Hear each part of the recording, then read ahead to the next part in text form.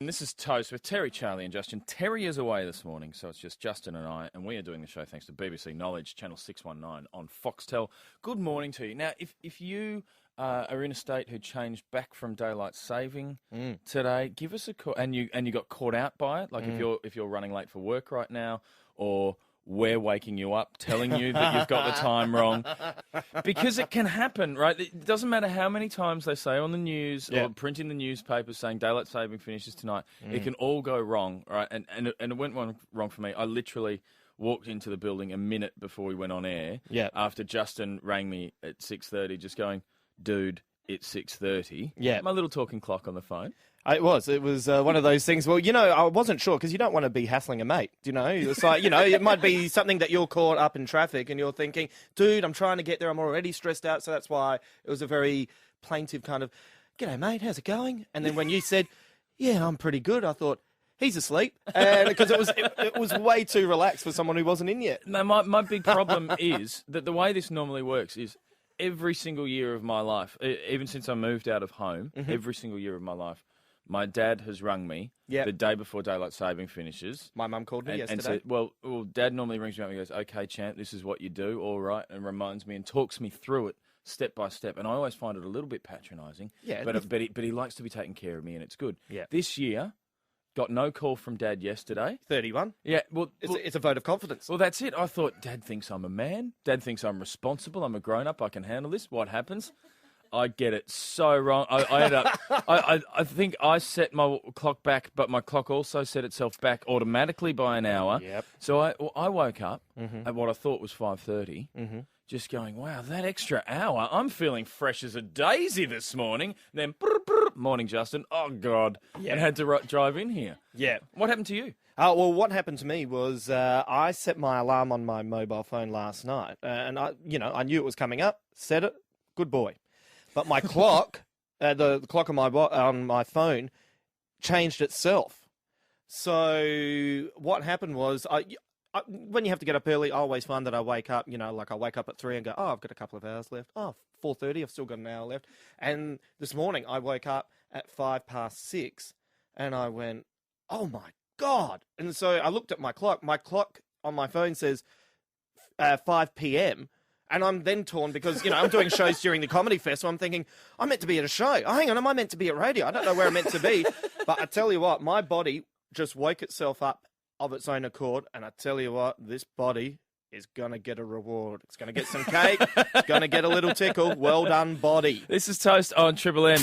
Now, we're talking about daylight saving, the change. Obviously, so many people around this country have made fun of Queenslanders. Yep. For not doing daylight saving, saying the cows aren't going to understand it. Yeah, bad for the drapes. That's right, it's bad for the drapes. The fact that there's the exact same hours of sun per day, still bad for the drapes? Still bad for the drapes. Anyway, that one I still can't get my head around. But right now, they're laughing on the other sides of their face up in Queensland. Yeah. Because they're all getting up. They know exactly what time it is.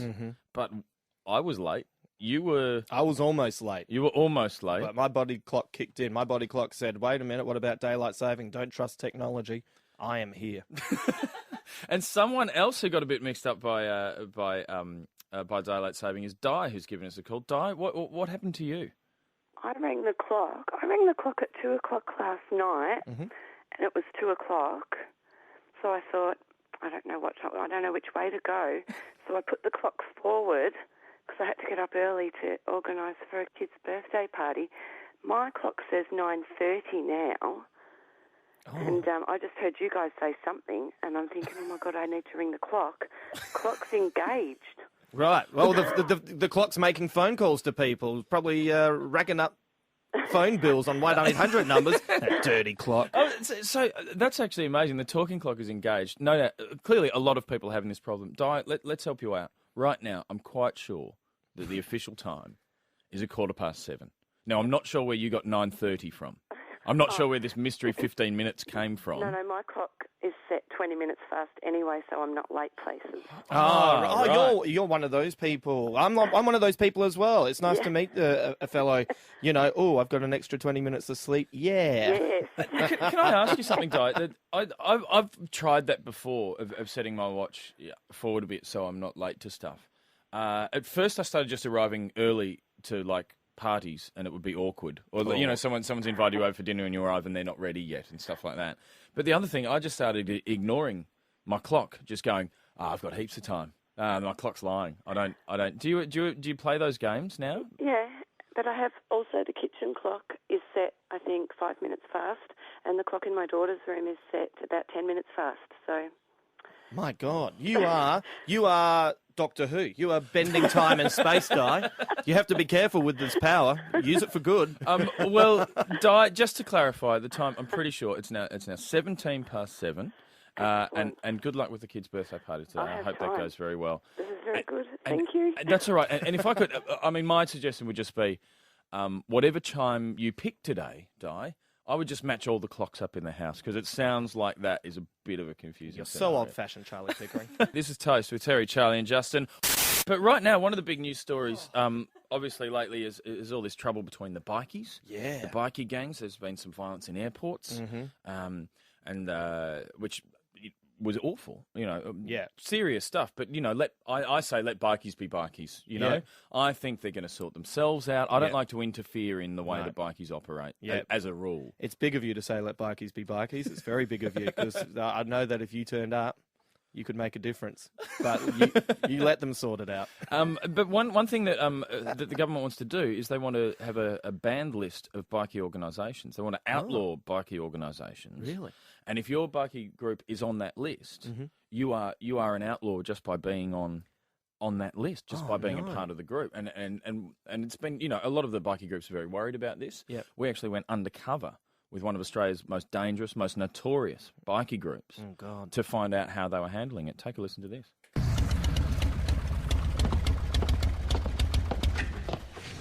I call this meeting of the Desperados Motorcycle Club to order. Roll call off the top. Nail cutter. Present! And I'm here, so that's everyone. First order of business. How's the membership drive going? Pretty good. We've got 67 friends on Facebook. None of them have motorbikes, but they're pretty enthusiastic, so that's good. Good work, Nail Cutter. Good work. Now, the other big order of business is these new bikie laws. I have some bad news. The Desperados have been made an outlaw organisation. So we're outlaws? Yes. Oh, no. As a bikie, that's the last thing I want. I know, me too, but I have an idea of how we can get around it. Oh, do tell. Well, basically, the Desperados have been put on the banned list. But if we change our name, we won't be banned anymore. So what we need is a new name. Well, I think we should keep our Mexican heritage. So how about we call ourselves the Doritos? No, too cheesy. What else have you got? How about the Michelin Men? No, Cutter. You know how body conscious I get. Oh, yeah, sorry. Look, how about this one? We live near the ocean and we love riding motorcycles. How about we call ourselves the Bay City Rollers? No, that's already a band. A band? Yeah, bye-bye, baby, baby, bye-bye. Bye, baby, baby, bye-bye. Oh, yeah, I forgot. Look, I think we need something that sounds badass, but at the same time has something nice and fluffy in it so we don't get put back on the banned list. Well, angels are light and fluffy. Good. And hell is pretty badass. Yes, I like where this is going. So why don't we call ourselves the Hells Angels? Yeah, I can't see that being a problem. Toast on Triple M.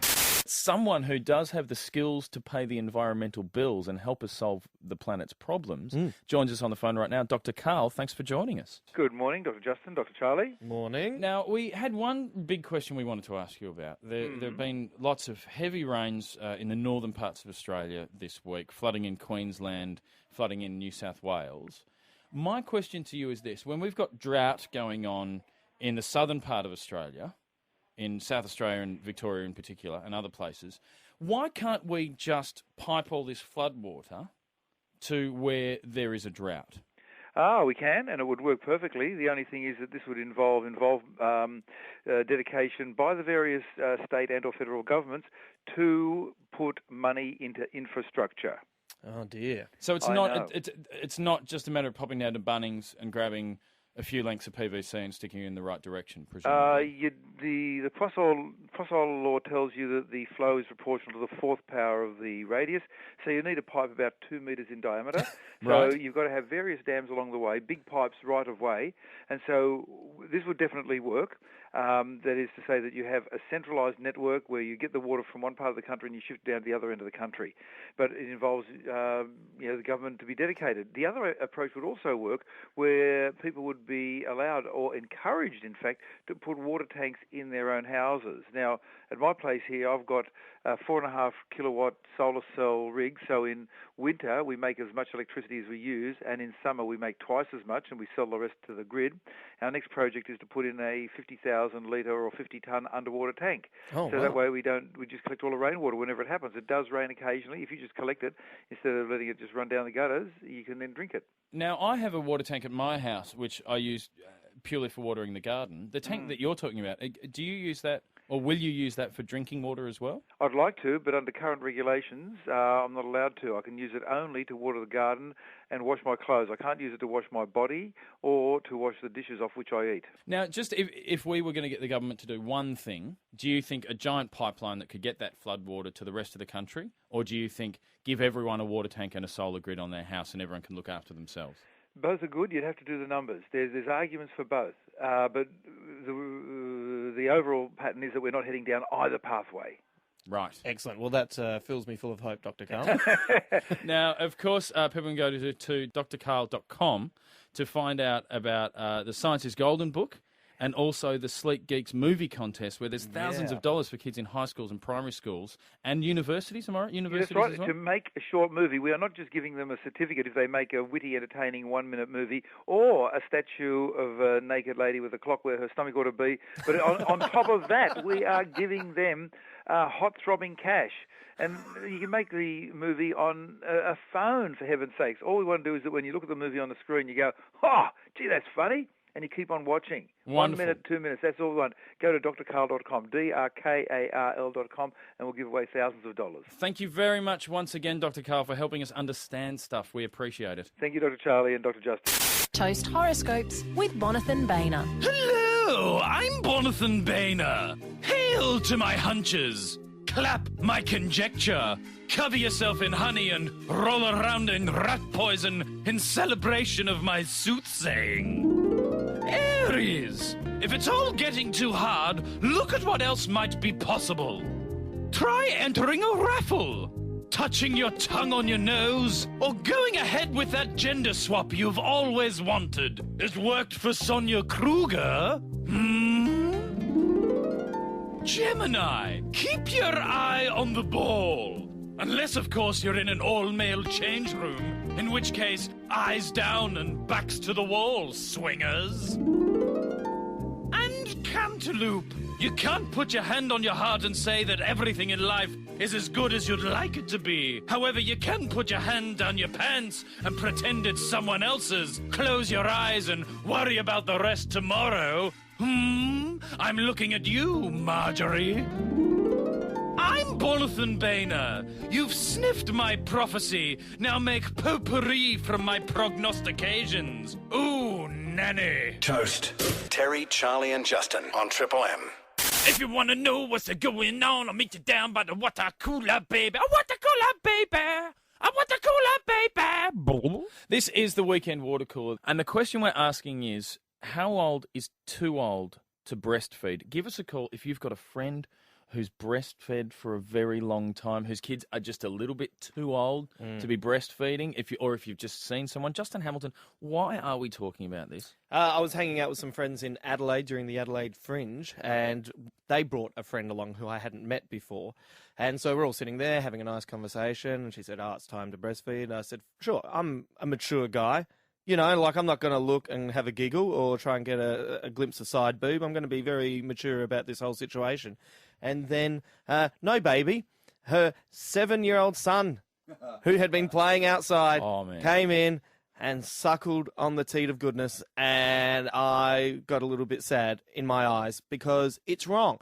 He's got teeth. Like, do you know what I mean? Like, if you've got teeth, you should not be suckling. I think there should be a firm rule that if if you're just freestanding, if you're just standing and your head is at the height of the nipple, Yeah. then I'd think you're officially too old to breastfeed. Also, this kid, 7, if you're old enough to go down the shop and buy a Big M, Yeah. then I think you're too old to breastfeed. You don't need that boob. You know, the other thing is that she could barely hold him. Like he got into the position that you would hold a baby, but he was quite a big kid. So it just, first of all, don't do it. Secondly, it looked awkward. Do you know what I mean? Like she was really like she was holding a sack of potatoes, like a Ukrainian woman bringing a sack of potatoes out from the farm, suckling on her boob. How old is too old to breastfeed, and how old have you seen breastfeeding happen?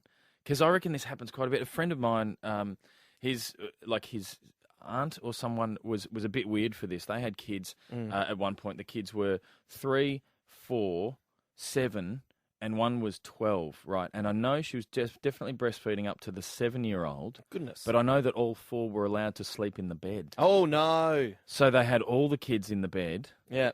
And I couldn't, like, they all said, the family all said, look, she doesn't breastfeed the 12-year-old. I'm going, I don't believe that.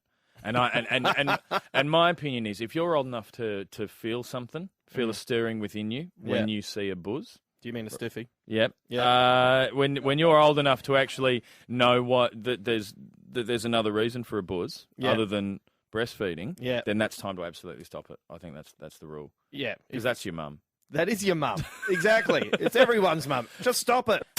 How old is too old to breastfeed? Justin Hamilton saw a 7-year-old get breastfed. Yeah, really chow down on that, and it just freaked me out. Lorraine is on the phone. Lorraine, what do you think the rule is? How old is too old to breastfeed? I'm going to go with once a child can verbally reason what they want to eat. So about 2. Oh, yeah, So once a child can speak and can say, hey, Mum, give us some buzz. Yeah, exactly. Or, Mom, I don't want the banana, or I do want the buzz. I hope that wasn't a euphemism. Exactly. It's time to stop. If that child knows what they want and they want the breast, it's time to stop.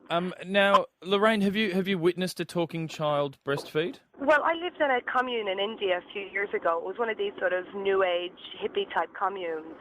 And I was absolutely shocked at the number of children being breastfed by parents who were very mature, very sensible, very well-educated people who thought it was totally socially acceptable to breastfeed the child up to the age of 7, even 8 years old.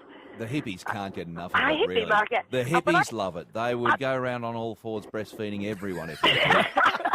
Well, I raised objections and was pretty much told I was the most ignorant person they'd ever met. And I was like, I wasn't objecting to someone breastfeeding their child. Of course, it's your own choice, your own right. But I think when it's possibly leading to mental issues when the child gets older because it's being breastfed, it's a problem. I think definitely, thank you for the call, Lorraine. I think definitely if the child has punched out at the local factory for the day and comes home and puts his lunch pail down, definitely too old to then hook on at that point. We are joined in the studio by Lawrence Mooney, who's arrived a little bit early just to say hello. If only... Thank you very much. If only hippies loved bathing as much as they love breastfeeding, the world would be a better place. Said that for years. We've also got Cassie on the line. Cassie, how old do you reckon is too old to breastfeed? Probably 2. I would go as far as 2. I've got 2 boys and I've fed till they're about 1. And that's grosses me out knowing that he was 7 years old. Oh, Ben, you should have seen it. I swear to God, I nearly punched myself in the head until I passed out. I couldn't cope. Was he enjoying himself? The mother's got issues. She's got to have issues. Well, there was something weird with the mum. The boy was just natural. It's like putting on a shoe. And the shoe's on your mum's boob. Thank you for the call, Cassie. Definitely, I mean, if the kid comes away with a milk mustache, that's not cool. That's probably not right at that point. Lawrence Mooney is going to stick around and co-host with us for the second hour here at Toast. If the kid's bringing his own spoonfuls of quick to the boob and spooning that on. Drink it, Freddie. Drink it. Now, we're coming up towards the 8 o'clock news. After the 8 o'clock news, some exciting stuff. Lawrence is sticking around to co-host. We're going to be speaking live to Madonna to ask how the adoption issue is going. But also, and very importantly, thanks to BBC Knowledge Channel 619 on Foxtel, we are giving away to 3 lucky people $100 cash as well as a Top Gear pack, including Top Gear DVDs and board game. Awesome. And all you have to do is you have to ring up and you have to play. You have to take on pub professor Justin Hamilton. Yep, right. professor of knowledge over here. And he'll have a fact, and he'll tell you the fact. You just have to say if it's true or false. And you know what's great, people? If the person before you gets it wrong, there's a 50-50 chance you should get it right afterwards. This is Toast on Triple M. Terry is away today, but we are lucky enough to be joined in the studio by the one, the only amazing comedian, good friend of ours, Mr. Lawrence Mooney. Thank you very much. It's nice to be here. Justin, Charlie, and I'm very happy to be playing the role of Terry Siakis today. You do it quite well. Excellent. Your voice is pitched a little high. Okay. But that's fine. Now, a very sexy voice. Now, something across the papers, I've been wondering what Lawrence Mooney's take is on this. Okay. Madonna has gone over to Malawi, and she has attempted to adopt another child from Malawi. But the High Court have said no, she's not allowed to, because as she's not a citizen of the country, she's not a resident, it amounts to child trafficking. Right. Now, where do I sit on adopting African children? Yeah, adopting African children in general and by Madonna specifically. Well, I right throughout my teen years, we were told that, African children are dying in truckloads, and that's why Bob Geldof had to go over there and do concerts. Yeah. And a lot of aid went on, and still the children die. And I was thinking, why can't you just go over there and get an African child and take it back to Kingsgate in London and give it an accent like that? And turn it into a geezer. Worked out all right, innit? Yeah, my name's Michael. I'm Madonna's second African child. How many African children has she got?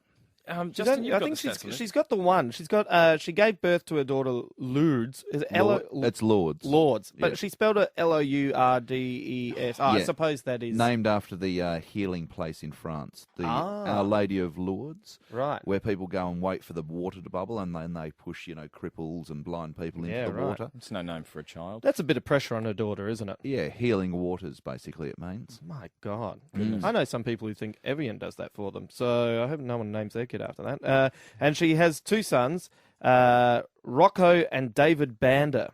You get the feeling that Guy probably named them. So I think David Banda is David is the African child. Oh, really? Yeah. Yeah. So traditional African name there, and I think that maybe Madonna might have been raised watching Different Strokes. And really, she might be playing out that whole TV show in her mind. So she's Mr. Drummond. She's Mr. Drummond. What you talking about, rich. Mrs. M? That's right. And she wants two cute African kitties and jumping out of the limo. So it's very Different Strokes, the whole thing. And there are a lot of people, that are critics of her going over and adopting these kids. I say, look at Different Strokes. Look at Gary Coleman.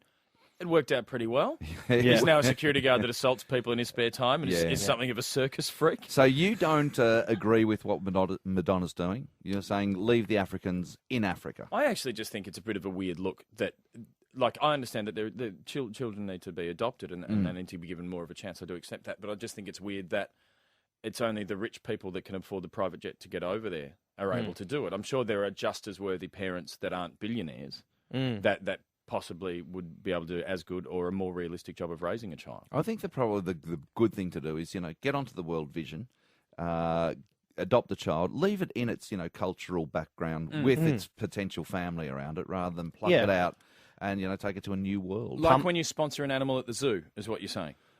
Oh, no. I'm not making... I'm just saying the system works that way. You keep it where it is. Yeah. And so when you sponsor Although it, I wouldn't when you sponsor, a lovely if you sponsor a flamingo at the zoo, it's a beautiful animal, but you don't go, I'm going to take that flamingo home with me and keep it in my pool. I'd really like the flamingo at home. Yeah. I'd like some monkeys at home too. This is Jimmy Banda, my flamingo, and they've got enough money that they could just pump it into the whole village. Like if she really wanted to help out, she could pump $1 million into that whole village, and that whole village would be cooking with gas for the next couple of years. Become an African queen. That'd be cool. See, why doesn't she just become Queen of Malawi and stay over there and do what she wants? Like, surely she could usurp that. She can dance. That's vital in Africa. Yeah, and she's sinewy enough that she won't be hunted by the animals. No. The animals won't be interested in her. They love a queen too, the Africans. Yeah, look, it's got that written all over. I'm making some very broad racial stereotypes. They love to dance and they love royalty.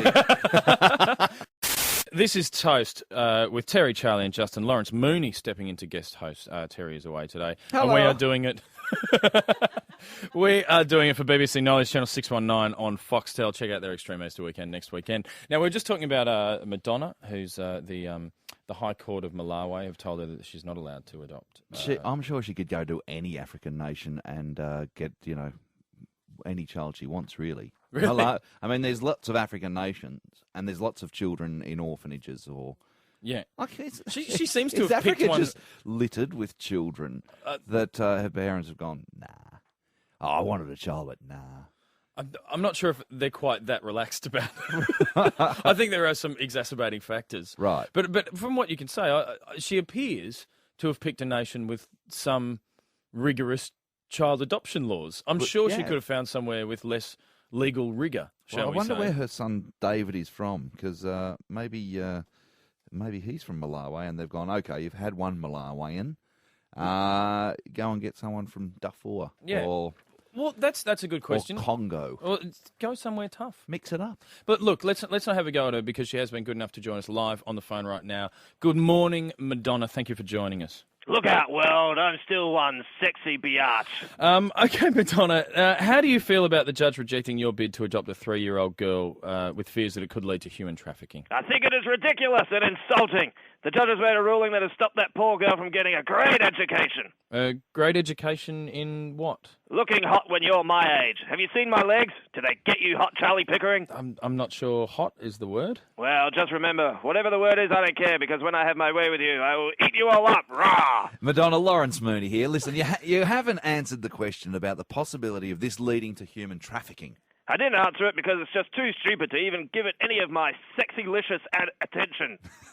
I'm not even certain sexy-licious is a word, Madge. It will be when I'm finished with you, Larry. I'm Madonna. But the question about human... Okay. Look, I think it is completely outrageous and over the top. And the thing that annoys me the most is that I wouldn't call it human trafficking in any way, shape or form. What would you call it? Smuggling. Any last words, Madonna? Yeah, keep your hands off my babies. Are you sending that message to the Malawian courts? No, to Angeline Jolie. What a scrag. Thank you for your time, Madonna. I'm Madonna, and I just blew your mind with my sexy-licious body. Madonna, do you have a message for Justin Hamilton while you're here? Yeah, you tell that guy when I'm finished with him, he'll have perfect eyesight. Madonna, there she goes. No hint of that New York accent. She's totally adopted her new homeland of England, hasn't she? Yeah, she's keeping it real. She moves. She's really... I think she's still smoking about 20 Winfield Red a day, though, by the sound of that voice. This is Toast on Triple M. Time for Toast Comedian Watch. Comedian Watch. Giving out awards for achievement in journalism made by the little papers around Australia, the little papers who can. Justin Hamilton, do you have an award off the top this week? I am for the Herald Sun this week in Melbourne, doing a great job. I'm giving them the Swings and Roundabouts Award because I picked up the paper yesterday on Saturday, and on the cover, on the front page, it said, "Maniac on run. Police wait 2 days before telling us about escape." And the guy is scary. Peter Evans, if you're out there, turn yourself in. You're scary. You're not meant to be out. But I looked at it and that's a great plea to a criminal. Yeah, I'm begging you. You look scary. Now, what constitutes a maniac? Why is he a maniac? Oh, I didn't. I just read headlines. That's all I read. Does he just go nuts on a dance floor? Yeah. Like, is he a little bit He's flash a dance? Maniac. Oh my God! Whenever you turn the stereo on, he just can't stop. He's got lightning feet. Look, if he had legs like Jennifer Beal, I'd have no problem with it. But they've only shown me a shot from the chest up. So we've been quite glib about this. He's probably done something quite awful. He's probably done things on a dance floor with a brick. Yeah. Well, that was on the front page. So I kind of thought, oh my God, how am I going to cope? And then I turn it over, and then on page 3, it's a picture of an orangutan holding 2 leopard cubs. Hey. And I just went, everything's going to be all right. Oh. Well done, Herald Sun. And that is a beautiful story, the orangutan and the 2 leopard cubs. And it's beautiful for about another 12 months until the leopard cubs just devour. No, but I've heard orangutans have got really full-on power. They could, peel your skull open. Yeah. So those leopard cubs... they could peel a human skull open, but leopards bring some other skills to the table. I think it's a more even battle. Yeah. Because humans bring sort of thought and angst. Well, let's hope that Peter Evans doesn't get in there because it could be a mess. Well, the interesting thing with the front of the Herald Sun there is if they didn't have a photo of Peter Evans, above the headline "Maniac on the Run" is Therese Rain sitting down with Michelle Obama. So, yeah, Maniac on the Run. Oh, yeah. Now, I'm going to give the award for greatest use of an animal to take your mind off the economic downturn. Mm-hmm. And this, once again, goes to the Herald Sun, who've got a full page. This is a full-page photo of a poodle in a top hat and a bow tie. He's in a full tux with top hat. Can't beat that stuff. Yeah. Nothing takes your mind off the fact that you just lost your job down at the undies plant, does it? that you can't quite afford to make the mortgage than someone lashing out on a tux for their poodle. Ironically, the dog's not wearing undies, though, Charlie. So, so they are having a bit of a comment on the fact that Pacific Dunlop, un-Australian. Yeah, it's pretty funny. It's pretty funny that's some full frontal. That's some full frontal That is a poodle wank. That's right?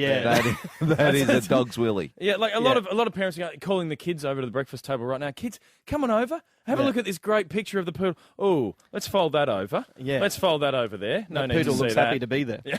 Why is it okay for animals to get on down the street without clothes on? Yet I try and do it. Yeah. Arrested. You know what makes me angry is sometimes when I've got a scratchy bum, I'll just drag myself by my hands with my bum on the ground. People look at me as if I'm strange. Yeah, well, I recommend people go and try it in their back garden if they've got some nice grass. I've got a Herald Sun article too, and we shouldn't really be too hard on the Herald Sun because the Fairfax Empire is in trouble and it may soon be the only paper in Melbourne or Australia. But it's celebrities doing it tough. Oh, yeah. Don't you love a celebrity story? They have tough celebrities. They well, really yeah, do. they've got to wind it back. I mean, they're only getting, tens of millions now for their films. Bruce Willis has had to sell some of his vintage car collection. Oh, no. Daniel Craig is worried that the budget for the next Bond film won't be very big. They might, not be able to smash up as many cars. And Keira Knightley said she's going to have to take a hold of her shoe addiction. She's a shoeaholic, and she's going to rent shoes and then give them back the next day. That's a massive amount of bull crap. Yeah. Yeah. Although at the same time, that is a great hint out there for anyone suffering from addiction. Yeah. Let's say you have a heroin addiction. Yeah. Just try borrowing some heroin. Yeah. Just rent some heroin Rent and give it back later. Yeah, give it back the next day. If you're having trouble affording your addiction. Well, Keira Knightley's been doing this for years. It didn't start with the shoes. She's been renting food and giving it back for years. So, she's a skinny girl. Yeah. She needs a pie. I'm a big fan of a pie. If there are any sauce. If there are any bakeries out there with some pies they can send to Keira Knightley, or a hot cross bun. 133353. This is Toast on Triple M. Hope you're having a good morning. And sitting in for Terry today, Lawrence Mooney is guest hosting, star of the Comedy Festival. The show is called Make the Girls Laugh. It is called Make the Girls Laugh. It's at Roxanne in Coverlid Place. If you know Billboard, it's a lane behind Billboard, but you can book tickets on comedyfestival.com.au. Wow, you've worked in radio before. Wow. I know how to do a sting, Charlie. Hey, what's coming up on the show? Coming up on the show, Lawrence Mooney, we're going to be going behind the scenes of Michael Jackson's moonwalking practice. Wow, we're going to be talking to you about your career as a taxi driver. God, want to know about that. But up right now, we've got a special announcement from Toast Industries. This is Toast on Triple M.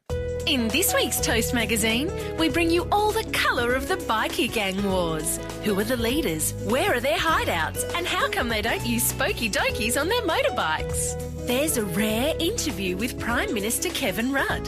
When's he due back from overseas? And is it true that wife Therese is going to fly him home with her magical shirt sleeves? Terry Siakis goes AWOL and declares, "Get a well-read parrot with a dirty mind and a smart mouth in and no one will even notice I'm not there." Charlie Pickering takes us behind the scenes of his steamy photo shoot. How does he keep his modesty? And when did he start reading Cat Fancier magazine?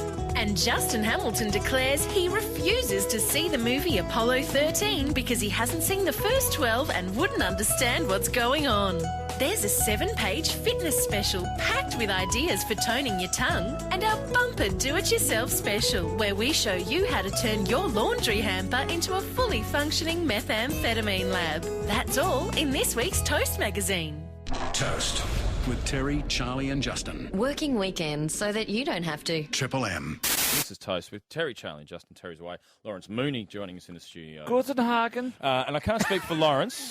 I can't speak for Lawrence, but Justin and I are doing it this morning for the BBC Extreme Easter Weekend on Channel 619 on Foxtel. That's next weekend, featuring a whole bunch of shows about the Amazon. There's going to be some Top Gear on there, which is brilliant. Top Gear is like TV heroin as far as I'm concerned. It is addictive. I was on a plane once from Adelaide to Melbourne on a Sunday morning. Getting the hell out of Adelaide. Sleepy Sunday morning. Don't be like that. And, Do we go to Adelaide? No. Not That's anymore. all right. Getting out of Adelaide. And they put on this Top Gear Arctic special where they tried to drive to the North Pole. Yep. Right. Brilliant. I've seen it. Anyway, unfortunately, the special was longer than the flight Right. into Adelaide. And so, as we came into land, they turned off the TVs. There was almost a mutiny. Like someone almost stormed the cockpit to keep it up, circling until it finished. Yeah. In the end, an agreement was reached. The plane was allowed to land, but no one got off the plane until they finished playing the tape. How much longer did it go? It was like an extra 10 minutes Are you to serious? get to the end of the tape. And everyone was just going, I'm not going anywhere. Bring me another little packet of peanuts. You know I'm what? enjoying Haven't these this." people heard of YouTube? Like, just go on YouTube it. Like, calm down. Get off the plane. The moment a plane lands, people notoriously unbuckle and all jump up at the Yeah. same time. Yeah, this and they was- fought the urge. Yeah, this was remarkable. It was Wow. complete denial of human instinct. It was incredible. But that is just one of the things on offer on the BBC Extreme Easter Weekend. Ironically, you say that it's TV heroin, and the name of the show is Top Gear.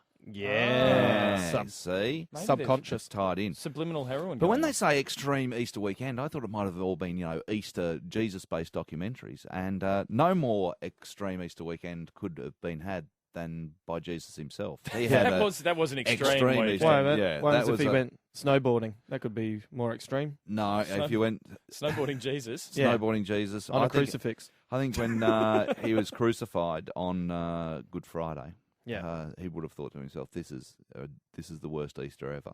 Yeah. I'm not going to get to be part of the hunt for the eggs. Yeah. I live in the desert. The eggs are going to melt. You know, Yeah. as far as being an extreme weekend, Mm. I reckon when they nailed the first hand in, he probably went, "Hey, that's a bit extreme. Oh, Yeah. That's to the max. That's fully. That's nailing my hand to the max, dude." And then other hand, whoa! Yeah. And then putting him up there on the cross, and he's got this kind of like his loincloth on. Yeah. And Did then- you grow up a Catholic? Were you a Yeah, Catholic growing up? I was raised a Catholic, indeed. Yeah. Eat his body, drink his blood, and we'll sing a song of... You're scaring me. I want to go home and watch World of Sport. His loincloth, though, could not have stayed up. Right. I think the way that we have got the sculpture of the crucifix is wrong. The loincloth should be around the knees. Really? You reckon it just would have dropped off? You reckon the Yes. elastic would have gone on it? Well, there Well, was this no is pre-elastic. Oh, It's what? a fiddly garment, a loincloth. It needs constant adjustment. I don't know if you've ever worn an adult nappy made of cloth, but it needs constant Sundays. attention and Yeah, adjustment. Okay, all right. Have you ever had a pair of your old, Kmart bog catchers and Yep. the elastic just goes? Yep. And you just feel them turning themselves inside out. Yep. Well, that's very similar to a loincloth. Do you know I'd what? never wear that. Do you know what? If you'd had been crucified wearing your old Kmart bod catchers that aren't holding themselves together, how ashamed would your mum be? Just going, I told you to wear clean undies, Yeah. just in case a crucifixion happened. Threadbare. Yeah. Threadbare loincloth. This is Toast on Triple M. Lawrence Mooney sitting in with Justin and Charlie. Lawrence Mooney, who has been our valiant co-host for this entire hour. Playing the part of Terry Siakis. And playing it very well. I tell you what, this frock is comfortable too. She would be listening to this right now and thinking to herself, God, I sound good this morning. Yeah. So thank you very much for coming in. You, of course, are doing a show at the Comedy Festival called Make the Girls Laugh. Tickets available at comedyfestival.com.au. Or ticketmaster.com.au. You choose. Really? Yeah, Both of them? you can Wow. log on. And I hope you can log on because I can't remember the phone number. Now, I think most tickets are bought over the net these days. Okay. Although Or I you can carry get them at the reach door. I'm in Coverlid Place. Go to Little Burke Street, have something nice to eat from one of the many Chinese restaurants there, then come and see the show. You know what? Come and see your show. Pay your cash straight in hand. Don't let the money go to Ticketmaster. How do you feel about that one, Lawrence Mooney? Yeah, save yourself a booking fee, but But don't say that publicly. Now, signed a contract. I'm doing a show Signed called... a contract. Legally binding document. Signed a contract. Right. Yeah. I'm doing a show called Make the Girls Laugh, and it's all about making the girls laugh and how I found that to be an essential part of my attention-getting devices. So the concept of you, Lawrence Mooney, as an entity ever getting to mate, like as a young person, you thought, I'm going to have to rely on my wit? Girls didn't find me attractive. Stop it. It's the truth. You got the Hollywood smile. Yeah, but it came a bit later on, the whole girls finding me attractive thing. I think I was late to mature, and I didn't have sporting ability or the physique that goes with it. Clearly, things have changed, he says, with his oversized, untucked shirt. And I didn't have the, matinee idol killer good looks of the best-looking boy in the school, who never wore the school uniform and was never inside the building. He was just wandering around with his shirt open. Right. And the end of his pants, rolled up like he'd been dressed by Ralph Lauren. Yeah, and, his life was set. I never understood, like when I was at school, there were always the kids who seemed to be built. Like, and they didn't go to the gym or anything. They just... Yeah.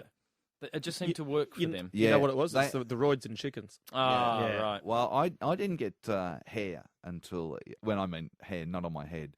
Yeah. I didn't get hairy man hair downstairs hair. Till late. So what's late though? When 24, 25. Right, and, that's late. That's really late. No, I think probably 15. Yeah, right. A bit later on, and so I started shaving on the way out, like when I was born. Yeah, like, you look hirsute. Yeah, just around the face though. At my school, because I was a late bloomer as well, but at my school, you were labelled a skinner.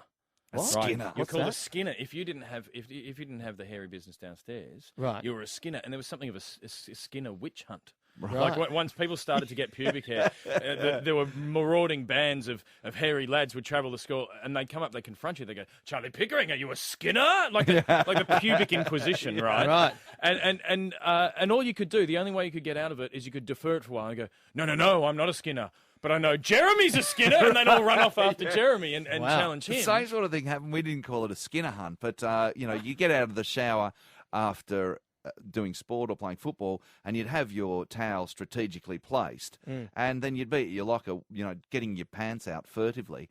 And of course, Craig Humphreys would come along, rip the towel away, and just scream, pointing at your bald genitals. Right. Mooney hasn't got what it takes to be a man. And a crowd would gather, pointing at your tiny, hairless genitals. You know what I have to ask? Did you guys go to boys' schools? Boys' schools? Yes, boys' school. Yeah, see, I went to co-ed and I was just making out with girls the whole time. Like, so I don't know any of this. If you've got kids at home and you don't want your kids to be picked on, send them to a co-ed. Oh, boys' schools are unnatural, yeah. I would say send them co-ed. The really ridiculous thing about picking on kids for not having pubic hair, now, today, men are getting waxed and plucked and all that. Yeah. We were just metrosexuals ahead of our time. We were, yeah. That's all we were. We were biological metrosexuals. We were. Lawrence Mooney, thank you so much for joining us this morning. It's been a pleasure. comedyfestival.com.au, type in Lawrence Mooney, go and see a show for the Comedy Festival. It's absolutely brilliant. And get your tickets ASAP because you've been sold out over the weekend. So I have. And a hot ticket. It's under Lawrence Mooney. I love toast out of the toaster, but I love it more on Triple M. Oh, thank you very much, Lawrence Mooney. And right now, just a little sneak peek. You might not know this, but Michael Jackson, he's hitting the road again. He's getting back on tour. Yeah. But he's 50 now, and he's been having trouble getting his moonwalk under control. He's had to have moonwalking lessons again. Yes, this is absolutely true. But we went undercover inside the rehearsal space of Michael Jackson. This is him learning to moonwalk again. This is Toast on Triple M. Okay, Michael, baby, I'm thinking moonwalk. Show us what you've got. Well, it's been a while, but here goes. Oh, no.